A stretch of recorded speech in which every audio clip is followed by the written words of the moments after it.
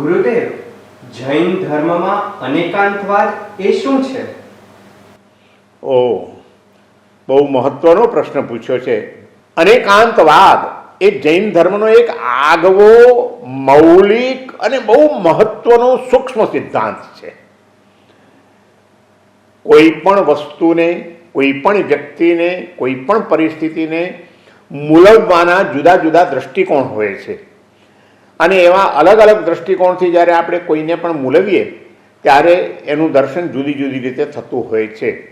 પરંતુ તમે કોઈ પણ એક જ એંગલથી, એક જ દ્રષ્ટિકોણથી જ્યારે કોઈને પણ વિચારશો ત્યારે તમે એને પૂર્ણ ન્યાય નહીં આપી શકો, પૂર્ણ રીતે સમજી પણ નહીં શકો. એટલા માટે ભગવાન મહાવીરે કીધું કે જેણે સત્યને પામવું છે, જેણે સત્યને સમજવું છે, એણે કોઈ પણ વ્યક્તિને, વસ્તુને, ઘટનાને એક એંગલથી જ, એક દ્રષ્ટિકોણથી નહીં જોવી જોઈએ, પરંતુ એને સર્વાંગીણ દર્શન કરવું જોઈએ, ચારેય બાજુથી એને તપાસવું જોઈએ. અને એ દરેક એંગલથી જ્યારે વસ્તુને, વ્યક્તિને સમજવામાં આવે ત્યારે પૂર્ણ સત્યનો ખ્યાલ આવે છે, એનો આભાસ થાય છે, ભાન થાય છે. આ એક જ વસ્તુને જુદા જુદા દ્રષ્ટિકોણથી જોવી એ નય દ્રષ્ટિ કહેવાય. અને એને જ જુદા જુદા દ્રષ્ટિકોણ સાથે બીજાને સમજાવવી, વ્યક્ત કરવું એને વાદ કહેવાય.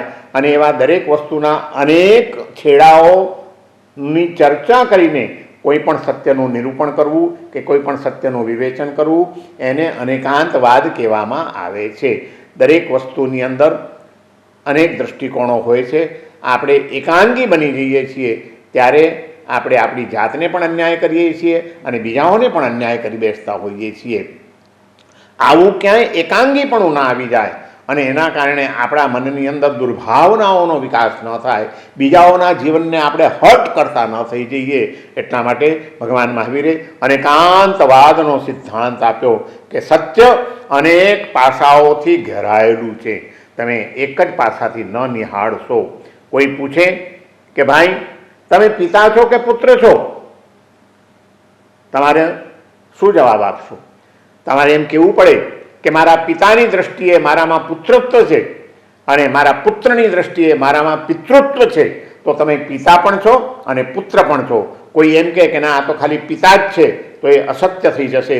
કોઈ એમ કહે કે ના આ તો ખાલી દીકરો જ છે, પુત્ર જ છે, તો પણ એ અધૂરું સત્ય કહેવાશે.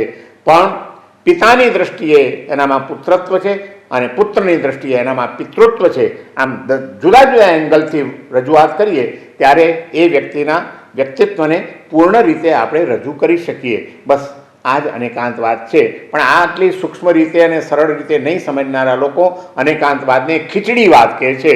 એ એમની બહુ જ અધૂરી સમજ છે અને ભૂલ ભરેલી સમજ છે. વહેલી તકે એમણે અનેકાંતવાદને કોઈ જ્ઞાની પુરુષો પાસેથી સારી રીતે સમજી લેવું જોઈએ.